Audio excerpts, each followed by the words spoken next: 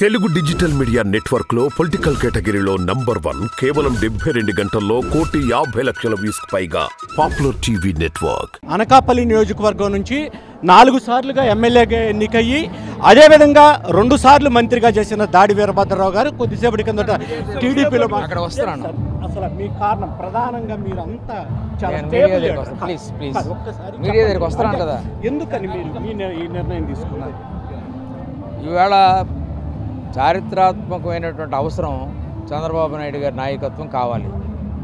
రాష్ట్రం అధోగతి పాలైపోయేటువంటి పరిస్థితిలో ఉంది.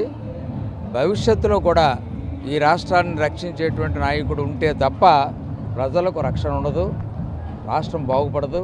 పూర్తిగా సర్వనాశనం అయిపోయేటువంటి స్థాయి రాకుండా ఉండాలి అంటే మనందరం కూడా, రాష్ట్ర ప్రజలంతా కూడా చంద్రబాబు నాయుడు గారి నాయకత్వాన్ని బలపరచాలి. ఆయన ముఖ్యమంత్రి కావాలి. అదే దీంతో నేను మీరు పార్టీలోకి వచ్చారా? ఆ ఉద్దేశంతోనే రావడం అనేటువంటి జరిగింది.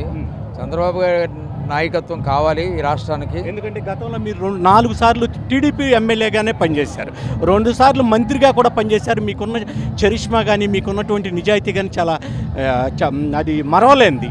అటువంటి పరిస్థితుల్లో ఇంత అవినీతికి సంబంధించినటువంటి ఆరోపణలు ఎదుర్కొంటున్న జగన్మోహన్ రెడ్డిని విధంగా కాబట్టి ఈవేళ ప్రజలంతా కూడా యునానిమస్గా చెప్తున్నారు, ఇది ఒక దుర్మార్గమైనటువంటి పరిపాలన అని చెప్తున్నారు. అందులో ఏమి కూడా అనుమానాలు లేవు. ఈ పరిస్థితుల్లో ప్రభుత్వం మారాలి అంటే ఎవరు కావాలి? చంద్రబాబే కావాలి. ఎమ్మెల్యేలు మార్చడాన్ని ఏ విధంగా చూడాలి? ఏముందండి, ఎమ్మెల్యేలని ఉన్నట్టు ఏమైనా ఉందా ఇప్పుడు ఇంతవరకును? ఎమ్మెల్యేలు ఎక్కడైనా కనిపించారా?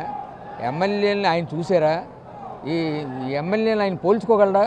ఓ 10 మంది 15 మందిని తప్ప ఎమ్మెల్యేలను వరుస పెట్టండి, ఎవరిని పోల్చుకోగలడో చూద్దాం, ఎవరి పేరు చెప్పగలడో చూద్దాం.